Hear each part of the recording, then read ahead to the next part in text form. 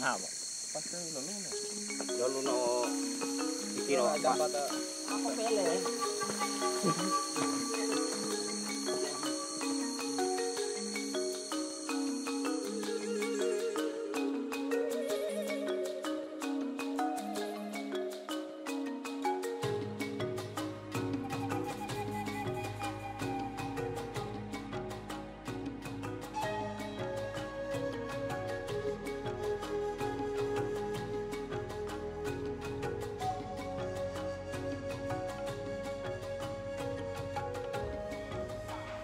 Awal saya merotan, Pak, belum cukup 10 tahun, Pak.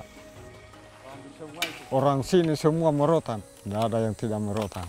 Dari kecilku saya sudah lihat orang merotan di sini. Sampai saya berharga itu, masih Rp10 satu batang yang kecil, Rp20 satu batang yang besar. Sampai sekarang 2.300 satu kilo.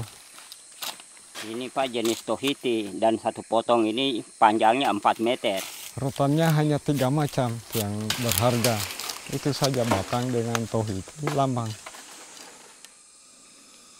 Sampai saya tua juga ini saya masih juga diolah itu rotan. Tetap juga di sini, bukan pindah-pindah di mana. Tetap juga di Desa Lelekas ini.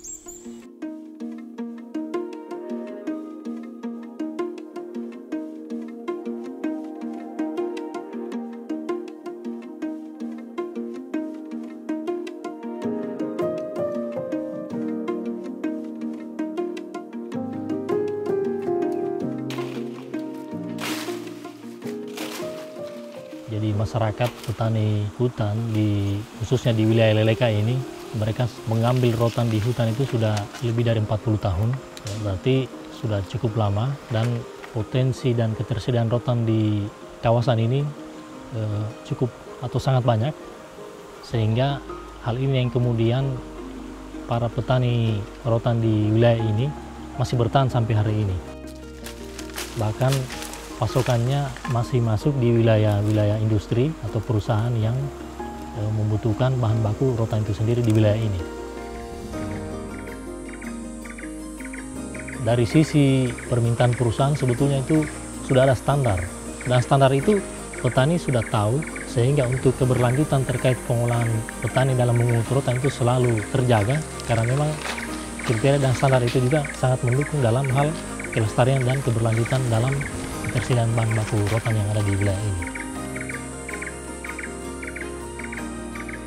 Dari sisi masyarakat petani itu sendiri, justru mereka menerapkan hal yang sama. Misalnya dalam rumpun rotan batang, ketika rotan tersebut sudah siap dipanen, maka mereka hanya butuh waktu 5-6 tahun untuk kemudian datang lagi kembali di wilayah itu atau di blok itu untuk kemudian dipanen lagi.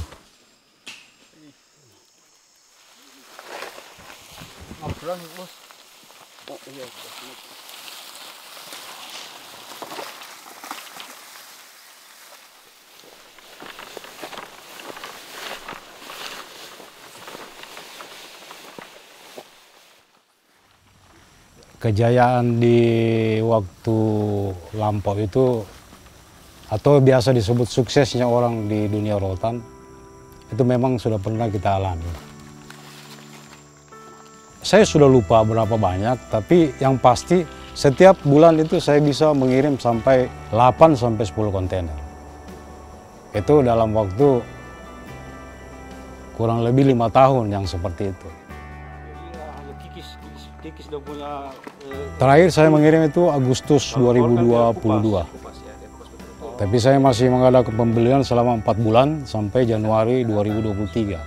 Nah, jadi dalam kurun waktu sudah 7-8 bulan kita tidak ada kegiatan lagi untuk pengiriman.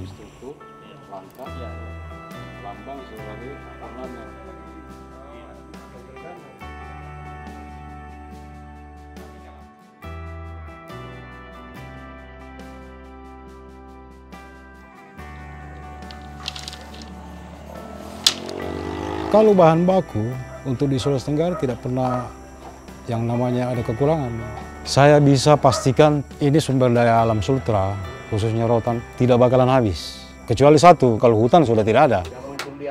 Tinggal bagaimana wadahnya untuk usaha rotan itu. Sekarang kan sebatas, kalau saya boleh katakan sebatas usaha rumahan saja untuk manfaatnya dia dan keluarganya.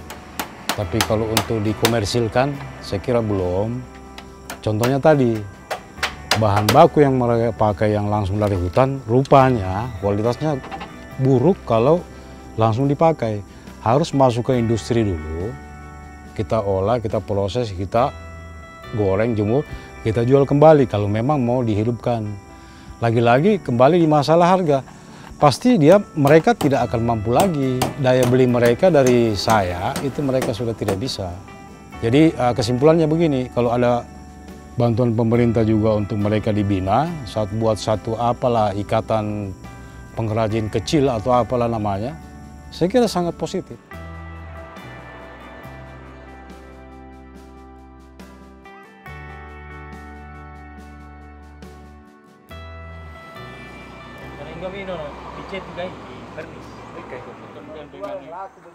Iya, laku kuat.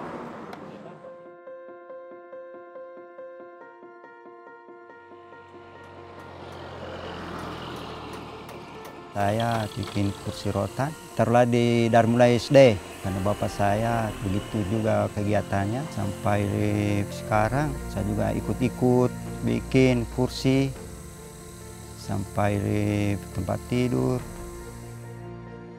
Kalau soal bahan yang banyak di sini. Kalau habis rotannya kita pergi ambil di hutan. Bersyukur sekali rotan itu sudah memberi manfaat buat kami toh di sini. Akhirnya sekarang kita gunakan rotan itu untuk kita, untuk pakai untuk anak-anak sekolah. Supaya semakin ditingkatkan tuh produksinya, cara kerjanya, supaya hasilnya memuaskan buat kita semua.